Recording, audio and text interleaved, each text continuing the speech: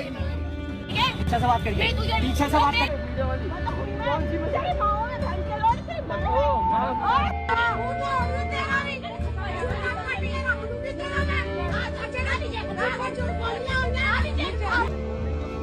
पैसे तो दो ना, ये क्या कर दिया, ये क्या कर दिया भाई। You don't raise your hands. You stand away from me. I will put you under rape case. Don't stay away from me. मैं एक फेमिनिस्ट हूँ और मुझे इक्वालिटी चाहिए, बट रुको, मैं एक महिला भी हूँ तो मुझे इस बस की सीट भी चाहिए।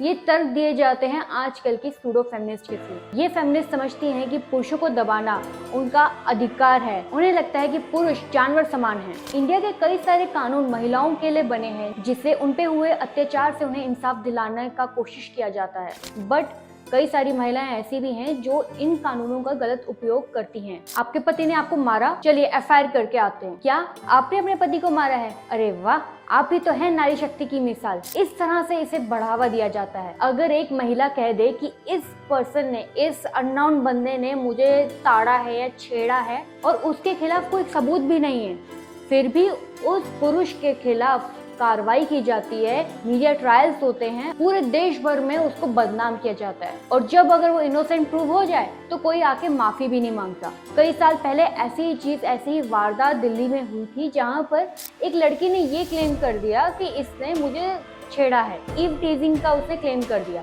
सोशल मीडिया पे पोस्ट डाली और उसके बाद क्या, उस लड़के की जिंदगी बर्बाद हो गई। और वो जो लड़की थी जो अपने आप को विक्टिम कार्ड प्ले कर रही थी, वो भाग गई कनाडा। मगर ताजुब की बात यह है कि बिना किसी सबूत के चीफ मिनिस्टर तक सामने आ गए, उन्होंने भी उस लड़की का साथ दिया। देखो, ये कहना गलत नहीं होगा कि महिलाओं के साथ भी बहुत अत्याचार हुआ है, आज दिन तक हो रहा है, ऐसी कोई झूठी बात नहीं है। बट क्या आपको पता है कि जो असली विक्टिम होती है, जिसके साथ असल में कुछ गलत हुआ होता है, उसको इंसाफ कभी भी नहीं मिल पाता है। और अगर मिल भी रहा हो, उसके लिए भी उसको कितनी स्ट्रगल करनी पड़ती है। कुछ समय तक तो बलात्कार के सर्वाइवर्स एग्जामिनेशन के थ्रू जाना पड़ता था, जहाँ पे उनका मेडिकल टेस्ट होता था, जिसको 2 फिंगर मेडिकल टेस्ट भी कहते हैं। उसके थ्रू उनको गुजरना पड़ता था जस्ट टू प्रूव कि उनके साथ गलत हुआ है। ये चीजें भी होती आ रही हैं और आज भी होती आ रही है कई ऐसे छोटे शहरों में। But on the other hand, अगर कोई लड़की अपने आप को विक्टिम कार्ड प्ले कर रही है, वो झूठ बोल रही है कि यार इससे मेरे साथ गलत किया है, चाहे फिर दोनों साइड से कॉन्सेंट हो, अगर उससे कह दिया तो सबको मानना पड़ेगा। लॉ इन्फोर्समेंट एजेंसीज भी अपने हाथ खड़े कर देती है कि अब हम क्या करें। नहीं है, इनको जमानत देते हैं, मैलिशियस प्रोसिक्यूशन का केस दर्ज करने को बोल देते हैं आपके खिलाफ। This is not a case. अरे नहीं काजी साहब, ऐसा है, आरोपी को झूठा फंसा दिया, बिल्कुल ठीक बात है, आरोपी को जमानत दे देते हैं। लेकिन आपने जो झूठी रिपोर्ट दर्ज करी, उसके लिए आपको खिलाफ मैलिशियस प्रोसिक्यूशन का मुकदमा दर्ज करा देते हैं। They have said that कि I have falsely implicated the applicant due to misconception of fact and misconception का क्या मतलब? मिसकंसेप्शन क्या होता है? आप कल को मिसकंसेप्शन में किसी को भी 302 के मुकदमे में फंसा देंगे? No, I'm not saying that. अरे भाई, 376 का मुकदमा कोई हल्का फुल्का धारा है क्या? कि मारपीट की धारा है, गाली गलौज की है, कि मिसकंसेप्शन में लगा दिया आपने? भारतीय कानूनों के तहत कई ऐसे प्रोविजंस हैं जिसके थ्रू कोई भी महिला एक पुरुष पे, चाहे वो अननोन ही क्यों ना हो, ऐसे ऐसे चार्जेस लगा सकती है जिसकी वजह से उसकी पूरी जिंदगी खराब हो जाए। हाल ही में एक कोर्ट के ट्रायल के दौरान महिला की वकील कहती हैं कि हमें प्रोटेक्शन चाहिए। जब जज उनसे पूछते हैं कि क्यों, ऐसा क्यों आपको चाहिए, जो वकील है वो कहते हैं हमारी क्लाइंट जो है वो लिव इन में रहती है अपने बॉयफ्रेंड के साथ और उनके पति उनकी मारपीट करते हैं, इसलिए उनको अपने पति से प्रोटेक्शन चाहिए। जिस पर जज साहब ने भी बहुत अच्छा रिस्पॉन्स दिया। मैडम, भारत में रहना है, इंडिया में कुछ संस्कृति है कि नहीं यहाँ की? पहले पति से डाइवोर्स नहीं दिया, दूसरे के साथ रहना है और पुलिस प्रोटेक्शन भी दे। सर, हस्बैंड मारता पीटता है तो डोमेस्टिक वायलेंस पुलिस में रिपोर्ट करिए। उसका ये इलाज थोड़ी कि आप दूसरे के साथ रहने लगो। लिव इन का अनमैरिड लोग का कॉन्सेप्ट है, एक मैरिड और एक अनमैरिड, उसका लिव इन का कॉन्सेप्ट नहीं है कोई। जरा संस्कृति डिसाइड करते हैं क्या चल रही है, क्या जमाना है। ऐसा क्यों हो रहा है कि हमारी संस्कृति को पीछे छोड़कर वेस्टर्नाइजेशन इतना ज्यादा हमारे देश में बढ़ चुका है कि डाइवोर्स केसेस भी बढ़ रहे हैं। एडल्ट्री के साथ साथ एक नया मोड़ आ गया, जहां पर पहले केसेस आते थे कि एक पुरुष एक महिला पे अत्याचार कर रहा है, अब वहां पे उल्टा हो गया है। और बड़ी बात ये है कि पहले तो अगर पुरुष एक महिला पे अत्याचार करता था तो पूरा समाज थू करता था उस पुरुष के ऊपर, बट अगर बात आ जाती है कि कोई महिला एक पुरुष पे अत्याचार कर रही है, उसके परिवार पे अत्याचार कर रही है, तो कोई समाज, कोई मीडिया, कोई चीफ मिनिस्टर आके नहीं बोलते। तो सबसे बड़ा डिफरेंस है रियल फेमिनिज्म और फेक फेमिनिज्म का, जिसमें सबसे बड़ी चीज़ ये है कि जो फेक फेमिनिस्ट होते हैं वो ये कहते हैं कि हम मर्दों से नफरत करते हैं, हम पुरुषों से नफरत करते हैं, और साथ ही में हमें इक्वालिटी चाहिए हर चीज़ में जिसमें हमारा फायदा हो रहा हो। और वहीं जो रियल फेमिनिस्ट होते हैं वो बात करती हैं सबके सम्मान की, सबके इक्वालिटी की, और भी कई सारी बातें जो रियल फेमिनिज्म में आती हैं। बट इसका कॉन्टेक्स्ट ही बिल्कुल अलग कर दिया गया है। कई महिलाओं को तो ऐसा भी लगता है कि वो पुरुषों को दबा रही हैं तो वो नारी शक्ति का प्रदर्शन कर रही हैं। हाल ही में एक घटना हुई जहाँ पर एक आदमी अपनी पुत्री को ससुराल से अपने घर लेके वापस जा रहा होता है मायके में, और उसके लिए बैंड बाजा बारात बुलाया होता है कि उसका सम्मान करने के लिए, जो कि हर किसी को बहुत अच्छा लगा। उन्होंने ये इल्जाम लगाया था अपने पति और उनके परिवार पे कि मेरे जो पति हैं और उनका जो परिवार है वो मुझ पे अत्याचार करते हैं, जिसके कारण मैंने अपना घर छोड़ दिया। जिसके बाद काफी लोगों ने उसकी तारीफ करी, उसके जज्बे की तारीफ करी।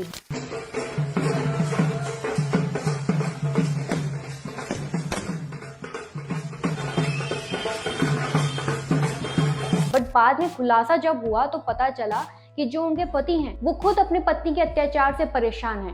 को मेरे साथ साक्षी गुप्ता की शादी हुई थी। शादी होने के बाद मुझे परेशान करना, डोमिनेटिंग नेचर दिखाना, एरोगेंस होना, फैमिली मेम्बर से मिलने नहीं देना, पेरेंट्स से मिलने नहीं देना, कोई रिलेटिव अगर हॉस्पिटल में है तो उससे मिलने नहीं देना, बहुत सारी चीज़ें थी जिससे मैं परेशान रहता था।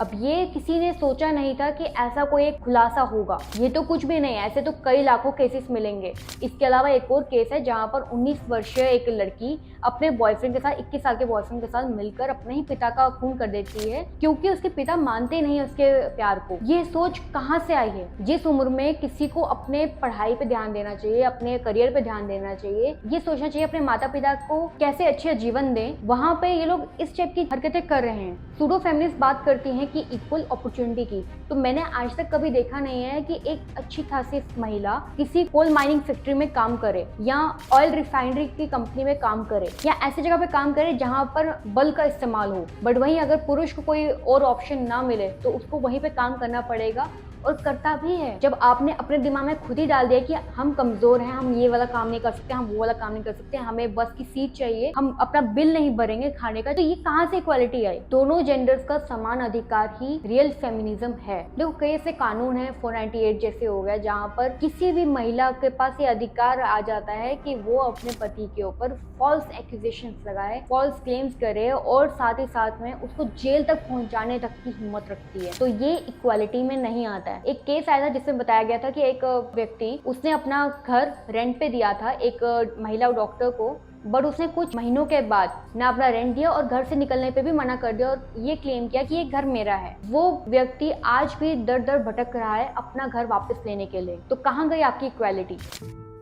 अपने ही अपार्टमेंट में रहने के लिए मैं पिछले 2 साल से धक्के खा रहा हूँ। मेरे टेनेंट ने मेरा फ्लैट इलीगल ऑक्यूपाई कर रखा है पिछले 2 सालों से। कोर्ट के ऑर्डर्स को आए आज 7 महीने हो गए हैं, उसके बावजूद भी वो मेरा फ्लैट खाली नहीं कर रही है। At this age when I plan to retire I feel helpless because I have nowhere to go.